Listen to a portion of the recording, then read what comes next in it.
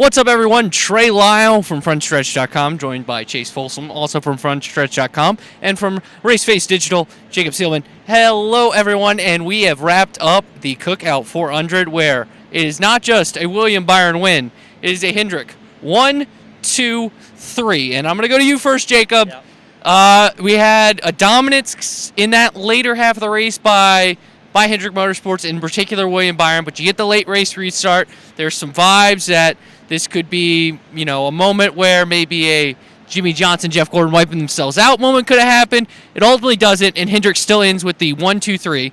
Not only being this 40th race celebration, it's historic in the fact that this is the first 1, 2, 3 in Martinsville history. It's very serendipity of a finish today. Yeah, and I'll say what I said to somebody in the media center right after the race. To me, this feels like a big picture race more so than anything, because at its core, if you're a race fan, yes, you're going to look back at this race and go, well, it wasn't the most entertaining thing ever. Not everyone is going to be like that, but it was cool from a historical sense. I'm a history buff, for those who know me, and to watch Jeff Gordon be so nervous on the pit box in the final laps. He said it after the race. He was probably more nervous than when he had been driving, watching those three go to war on that final restart.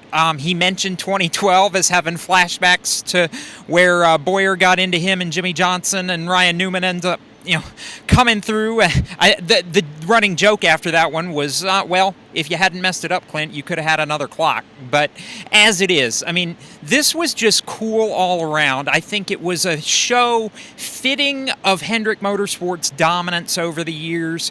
And to me, it's a show fitting of the driver now that I envision being really the face of the series this year. No driver in the past 2 years has been more dominant than William Byron. I feel like he showed that today. He's 3 wins on the year, and if last year was only the beginning, this year is when he and Rudy Fugle really take it to him. 1,500 employees that Hendrick Motorsports, family, friends, that brought to this racetrack. We got a lot of quotes, Ray. You're writing about it for Frontstretch.com.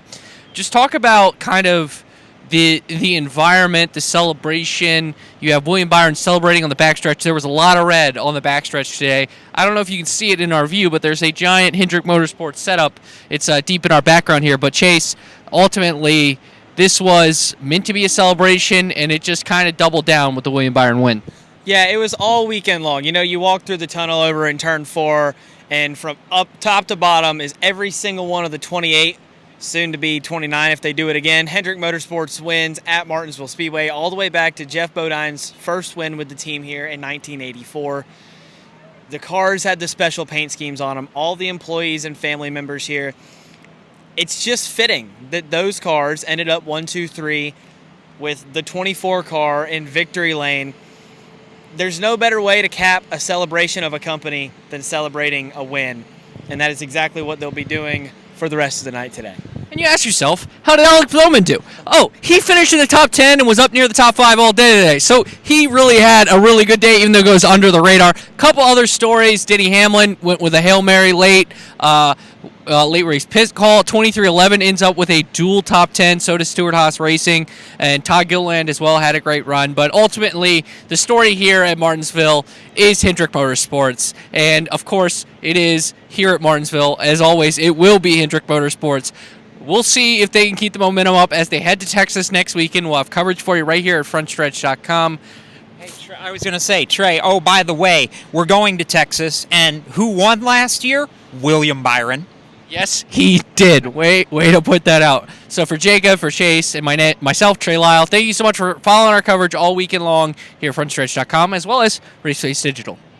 Welcome to Raceface Digital, where you can buy, sell, collect, and trade digital MP4 racing cards of your favorite drivers. Receive a free 5-card fan pack when you enroll for free at racefacedigital.com, the ultimate entertainment platform. This is Harrison Burton, driver the number 21. Make sure to hit that subscribe button. Also, check out one of these 2 videos beside me. Visit frontstretch.com for more racing content.